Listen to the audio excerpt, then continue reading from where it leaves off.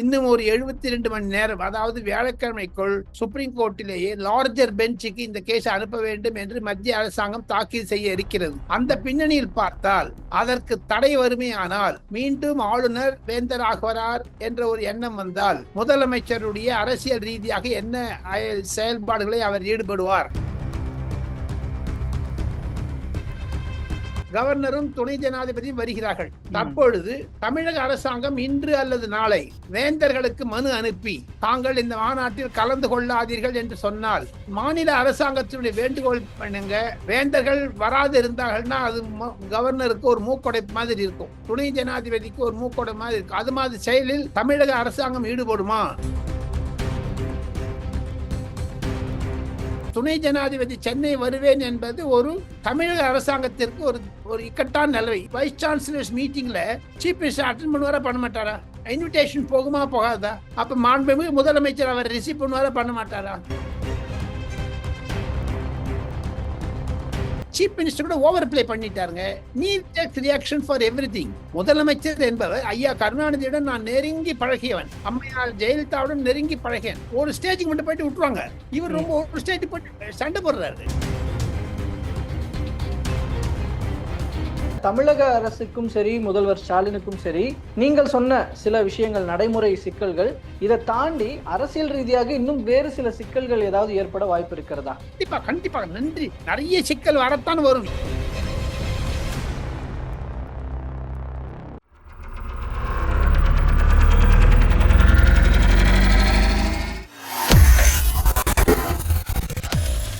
வேலை வேண்டுமா? Blue ocean இருக்கிறது. 10th 12th டிப்ளமோ டிகிரி படித்தவர்களுக்கு உணவு, தங்குமிடம், இஎஸ்ஐ, பிஎஃப், இன்சூரன்ஸ் உள்ளிட்ட சலுகைகளுடன் அனுபவத்திற்கேற்ற நல்ல சம்பளம் 15,000 முதல் 30,000 வரை. பெண்களுக்கு முன்னுரிமை. 2,000க்கும் மேற்பட்ட வேலை வாய்ப்புகள் உள்ளன. இப்போதே தொடர்பு கொள்ளுங்கள். Blue ocean.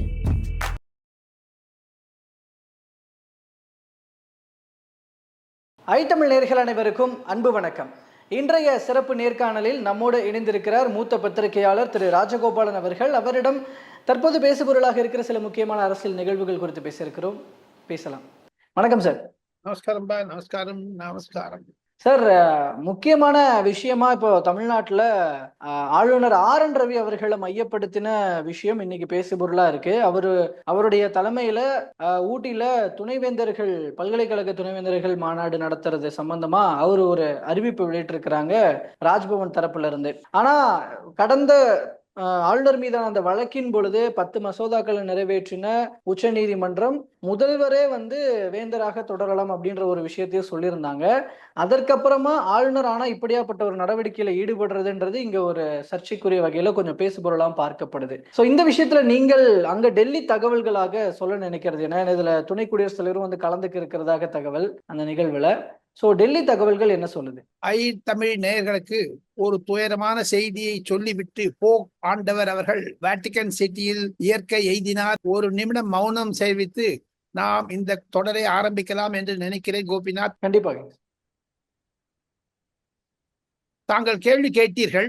விடை மிக மிக சிக்கலான விடை. காரணம், 2 நாள் 3 நாள் என்று தங்கி டெல்லியில் அவர் செய்தது, ஜெகதீப் தங்கர் அவர்களை பார்த்தது, துணை ஜனாதிபதி பார்த்தது, அரசியல் ரீதியாகவும் சட்ட ரீதியாகவும் அவரை ஒரு பிம்பப்படுத்தி திடீரென்று அவசரமாக அழைத்து வேந்தர்கள் மாநாட்டில் அவரை தலைமை தாங்க வேண்டும் என்று சொன்னது தமிழக அரசாங்கத்திற்கும் திராவிட முன்னேற்ற கழக அரசாங்கத்தினுடைய முதலமைச்சர் கருணாநிதியின் மகன் ஸ்டாலினுக்கும் தான் இது ஒரு இன்னல்களை ஏற்படுத்தும். வேண்டுமென்றே திட்டமிட்டு இதை பெரிதுபடுத்த ஆரம்பிக்கிறார்கள். மத்திய அரசும் சரி, ஆளுநரும் சரி, ஜெகதீப் தங்கரும் சரி. காரணம், இது ஒரு சட்ட சிக்கலாக இருந்தால் ஏனைய கவர்னர்கள் 27 28 ஆளுநர்கள் மற்றவர்களுக்கெல்லாம் பாதுகாப்பு கொடுக்க வேண்டும் என்ற ரீதியில் மத்திய அரசாங்கம் இந்த சட்டத்திற்கு எதிராக பிரசிடென்சியல் ரெஃபரன்ஸ் போட்டாலும் ஆசை ஒரு அந்த மாதிரியான ஒரு எண்ணங்கள் டெல்லியில் ஓடப்பட்டிருக்கின்றன.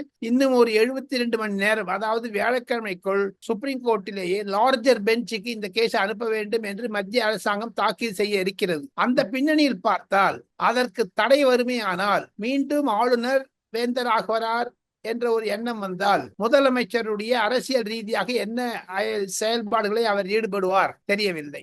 அவசரமாக முதலமைச்சரும் சேர்ந்து கொண்டு வேந்தர்கள் மகாநாடு கூட்டி என்றெல்லாம் பண்ணிவிட்டார்கள். ஆனால் சட்டத்தில் ஒரே ஒரு சிக்கல் இருக்கிறது என்று மாண்புமிகு முதலமைச்சருக்கு தெரிந்தாலும் வேந்தர் நியமிக்கும் பதவியில் தான் வேந்தர் எடுக்கவே இல்லையே சுப்ரீம் கோர்ட்.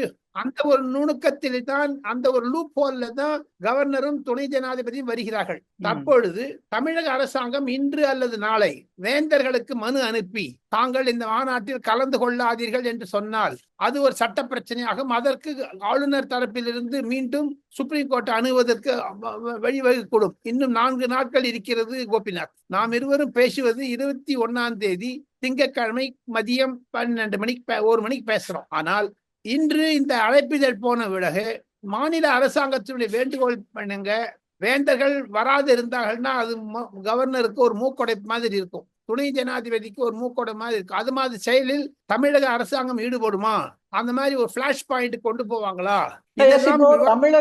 தமிழக அரசு சுப்ரீம் கோர்ட்டினுடைய அந்த விஷயத்த ரொம்ப சிவியரா இப்போ பாயிண்ட் அவுட் பண்றாங்கன்ற போது நீங்க சொல்ற அந்த ஆக்ஷன்ல தமிழக அரசு இறங்குவாங்க அப்படின்னு எதிர்பார்க்கலாமா?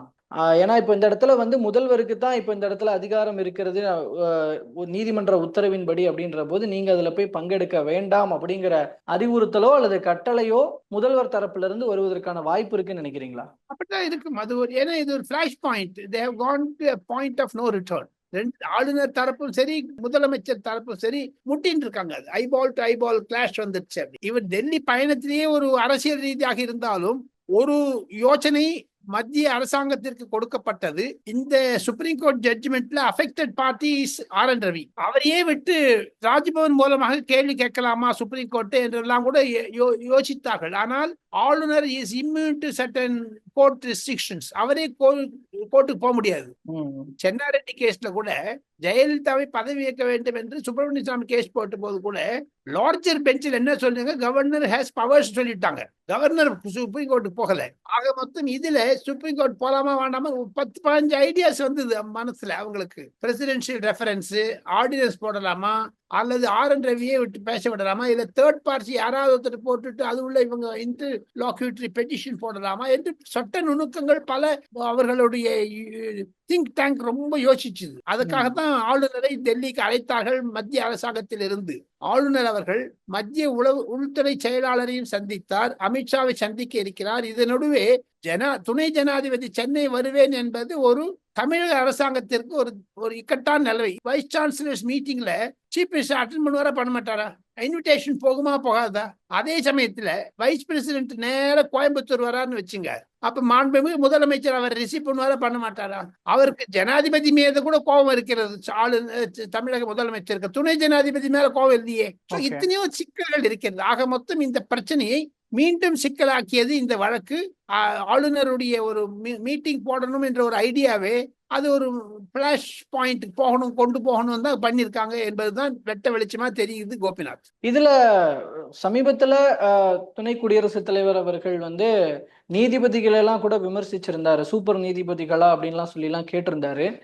அப்படி கேட்டவர் இப்பொழுது இந்த விஷயத்துல இப்போ ஆளுநர் கூட இவரும் சேர்ந்து இருக்கிறார் அப்படின்ற போது இது இன்னும் கொஞ்சம் அதிக கவனம் பெறுது இல்லையா இந்த மாதிரி அவர் தமிழ்நாட்டுக்கு வர்றது? அப்போ இந்த இடத்துல தமிழக அரசுக்கும் சரி முதல்வர் ஸ்டாலினுக்கும் சரி நீங்கள் சொன்ன சில விஷயங்கள் நடைமுறை சிக்கல்கள், இதை தாண்டி அரசியல் ரீதியாக இன்னும் வேறு சில சிக்கல்கள் ஏதாவது ஏற்பட வாய்ப்பு இருக்கிறதா? கண்டிப்பாக நன்றி. நிறைய சிக்கல் வரத்தான் வரும். 2026 பொது தேர்தலுக்கு முன்னதாக தமிழகத்திற்கு எத்தனை சிக்கல் ஏன் தெரியுமா? சீஃப் மினிஸ்டர் கூட ஓவர் பிளே பண்ணிட்டாருங்க. Need reaction for everything. முதலமைச்சர் என்பவர் ஐயா கருணாநிதியுடன் நான் நெருங்கி பழகியவன், அம்மையார் ஜெயலலிதாவுடன் நெருங்கி பழகியன். ஒரு ஸ்டேஜுக்கு மட்டும் போயிட்டு விட்டுருவாங்க. இவர் ரொம்ப ஒரு ஸ்டேஜ் போயிட்டு சண்டை போடுறாரு. எதுக்கு எடுத்தாலும் ஒரு சண்டைன்னா அது பாருங்க. அதான் பிரைம் மினிஸ்டர் சொன்னார் பாருங்க, எழுதிட்டே இருக்காங்கன்னு. அதுக்கு எதாவது பதில் சொன்னாங்களா இவங்க? சோ ஆக மொத்தம் தாங்கள் கூறியது மாதிரி துணை ஜனாதிபதி, குடியரசுத் தலைவர், துணை குடியரசுத் தலைவர், ராஜ்யசபாவுடைய சேர்மன் கண்டிப்பாக அவர் சொன்னதில் அர்த்தம் இருக்கிறது என்ற சப்போர்ட் பண்றதான் நான் இருக்கேங்க. எது சொல்லலைங்க. காரணம் என்ன என்று கேட்டால், ஜெகதீப் தங்கர் சொல்லக்கூடிய விஷயங்கள் இரண்டு. சுப்ரீம் கோர்ட் ஜட்ஜி ஆகட்டும், ஹைகோர்ட் ஜட்ஜா இருக்கட்டும், டிஸ்ட்ரிக்ட் ஜட்ஜா இருக்கட்டும், அக்கௌண்டபிலிட்டி வேண்டுமா கேட்கிறாரு. நான் வந்து உங்க மேல ஒரு புகார் சொல்றேன், கோபிநாத் ராஜகோபால் மேல ஒரு புகார் சொல்றாரு, இதை தீர்த்து வைக்கிறது யாரு? போலீஸ் தானே. போலீஸுக்கு அப்புறம் தானே நீதிமன்றம். ஆனால் 100 கோடி ரூபாய் எடுத்தார்கள், ஒரு பல கணக்கான கோடி ரூபாய்கள் எடுத்தார்கள் ஒரு நீதிபதி வீட்டில் இருந்து, அது எரிஞ்சு போயிடுச்சுன்னு சொல்றாங்க. அதுக்கு துணை ஜனாதிபதி கேட்கிறாரு, சுப்ரீம் கோர்ட் வந்து ஒரு எஃப்ஐஆர் போட்டுட்டு என்கொயரி போலீஸ் கிட்ட கொடுத்துருங்கிறாரு. அவங்க கோர்ட்ல என்ன சொல்றாங்க, 3 ஜட்ஜி போட்டிருக்கோம் நாங்கெல்லாம், அந்த ஜட்ஜி அறிக்கை வந்த அப்புறம் சுப்ரீம் கோர்ட்ல இருந்து எஃப்ஐஆர் போடுவாங்கன்னு அதைத்தான் கொஸ்டின் பண்றாரு. நம்ம தமிழ் நேயர்களுக்கு விளக்கமாக சொல்ல வேண்டும். அதைத்தான் டெல்லியில இருந்து இருக்கிறதை பிட்டு வைக்கிறேன். ஒன்னொன்னு ஆர்டிகல் 142ங்கிறது வந்து it is like a volcano, it is like nuclear weapon அப்படிங்கிறாரு. காரணம் என்ன என்று கேட்டால், நீங்க என்ன வேணா பண்ணலாங்க சுப்ரீம் கோர்ட் ஜட்ஜின்னு இருக்க மாதிரி. இருப்பினும் நிஷிகாந்த் தூபே என்பவர் சுப்ரீம் கோர்ட் சீஃப் ஜஸ்டிஸை பத்தி நித்தி திட்டிருக்காரு. இதெல்லாம் extension of mister Jagdeep Dhankhar. இன்று காலை நாம் இருவரும் பேசிக் கொண்டிருப்பதற்கு 1 மணி நேரத்துக்கு முன்னதாக, திங்கட்கிழமை காலை ஹேமந்த் விஸ்வ சர்மா கூட சொல்லிட்டாரு, நிஷிகாந்த் தூபேக்கும் ஜெகதீப் தங்கருக்கும் சப்போர்ட் பண்ணிட்டாரு. ஆக மொத்தம் இது ஆளுநர் பிரச்சனையோடு முடியவில்லை, மு.க.ஸ்டாலின் ரவி பிரச்சனையோடு முடியவில்லை, ஜனாதிபதி குடியரசுத் தலைவருக்கும் துணை குடியரசுத் தலைவருக்கும் சுப்ரீம் கோர்ட்டுக்கு எதிர்க்கும் மூட்டு. இதுக்கு மேல நம்ம சொன்ன மாதிரி கண்டெம்ட் ப்ரொசீடிங்ஸ் சொல்லுவாங்க, உங்க மேல வழக்கு போடுவாங்க, எம் மேல வழக்கு போடுவாங்க. ஆனால் துணை ஜனாதிபதி சொன்னதில் அர்த்தம் இருக்கிறது என்று சப்போர்ட் பண்றாங்க பாருங்க நிறைய பேர். பாதி பேர் இன்க்ளூடிங் ஃபார்மர் 2 சீஃப் ஜஸ்டிஸ் எங்கிட்டே பேசினாங்க. 2 பேருமே தமிழ்காரங்க, 2 பேருமே தமிழ் சொல்லக்கூடியவர்கள், பேசக்கூடியவர்கள். இந்த நீதிபதி அவ்வளவு தூரம் போயிருக்கூடாது, ஏன்னா இது வந்து நேஷனல் ஜுடிஷியல் அக்கௌண்டபிலிட்டி பில் கொண்டு வருவதற்கான ஒரு வழிமுறைகளை ஏற்பாடு பண்ணிவிடுவார்கள் மத்திய அரசாங்கம் என்று பயப்படுகிறார்கள். நீதிபதினா ஒரு ஸ்டேஜுக்குங்க, அவரும் சில இப்போ ரஞ்சன் கோகோய் மாதிரி பாலியல் குற்றச்சாட்டு இருந்தது, இப்ப இந்த ஊழல் குற்றச்சாட்டு வருகிறது. இந்த 2 குற்றச்சாட்டு தவிர மீதி என்ன ஒண்ணுமே கிடையாது எல்லாமே. சோ therefore தமிழகத்திற்கு வரக்கூடிய துணை ஜனாதிபதி மீண்டும் சர்ச்சைக்குரிய பேச்சை பேசினால் கண்டிப்பாக அவர் பேசுவார். அவரை நன்றாக நான் தெரிந்தவன். என்னுடைய மகனுடைய திருமணத்திற்கு வந்திருந்தார், நான் கூப்பிட்டேன், நான் தொலைபேசியில் பேசினேன். அவர் சொல்றார், நானும் வழக்கறிஞர், I know my restrictions, I know my reach அப்படிங்கிறாரு. அதையும் தவிர என்று எந்த நாள் காலையில ஜஸ்டிஸ் வர்மா வீட்டுல 100 கோடி ரூபாய்க்கு இந்த எரிஞ்ச நோட்டு வந்ததோ அன்று காலையிலேயே ராஜ்யசபா நடந்துட்டு இருக்குங்க. அன்னைக்கு துணை ஜனாதிபதி chairman of Rajya Sabha, leader of the house J P. நட்டாவையும் அப்போசிஷன் லீடர் மல்லிகார்ஜுன் கார்கேயும் கூப்பிட்டு மீட்டிங் போட்டார். அதை தவிர அன்னைக்கு சாயங்காலமே ராஜ்யசபாவில் இருக்கக்கூடிய அனைத்து கட்சிகள் தலைவர்கள் கூட்டம் கூட்டிட்டு அரசாங்கத்திற்கு ஒரு அறிவுரை சொன்னார். சுப்ரீம் கோர்ட் இவ்வளவு தூரம் போகுது, சுப்ரீம் கோர்ட் ஜட்ஜுக்கெல்லாம் இவ்வளவு பணம் வருது, அதுக்கு என்ன பண்ணணும், நம்ம யோசிக்கணும், ஒரு அக்கௌண்டபிலிட்டி வேண்டும் என்று அன்னைக்கே வற்புறுத்தினார். இந்த கேஸ் ஜட்ஜ்மெண்ட் வரதுக்கு முன்னாடி. ஆக மொத்தம் அவருடைய மனதில் ஓடிக்கொண்டிருக்கிறது என்ன அலைகள், அதெல்லாம் பாத்தீங்கன்னா கண்டிப்பாக ஊட்டியில் அவர் ஒரு சர்ச்சைக்குரிய பேச்சைத்தான் பேசுவார் என்று நான் எதிர்பார்க்கலாம். ஓகே, சோ அப்படி பேசும் பட்சத்தில் அது தமிழ்நாடு மட்டும் இல்லாம இந்திய அளவுல இன்னொரு பெரிய பிரச்சனையை உருவாக்க வாய்ப்பு இருக்கு. அவ்வளவுதான் ஏங்க சொல்றீங்க கோபிநாத்? பிரதமர் நரேந்திர மோடி அவர்கள் ராமேஸ்வரத்தில் பேசும் பொழுது 2 அமைச்சர்கள், மு.க.ஸ்டாலினுடைய அமைச்சர்கள் தங்கம் தென்னரசு, ராஜ கண்ணப்பனை வைத்துக் கொண்டுதானே முதலமைச்சர் என்னிடம் அழுகிறார் என்று சொன்னார். முதலமைச்சர் தமிழில் கையெழுத்து போட வேண்டும் என்று சொல்லுகிறார். அப்போ இந்த தங்கம் தென்னரசு வாக் அவுட் பண்ணிருக்கணும் அந்த மீட்டிங்ல, அந்த தைரியம் இருந்ததுன்னா.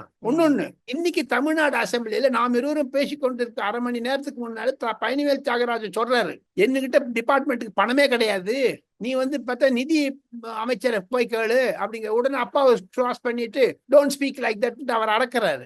ஆக மொத்தம் தமிழக அரசாங்கம் ஒரு அவுட் ஆஃப் கண்ட்ரோலில் இருக்கிறது என்றது. நாளைக்கு காத்தால ஜட்ஜ்மெண்ட் வரப்போது, 23ஆம் தேதி காத்தால டாஸ்மார்க் பத்தி என்போர்ஸ்மெண்ட் டைரக்டரேட் ரெய்டு வரலாமா வருமா.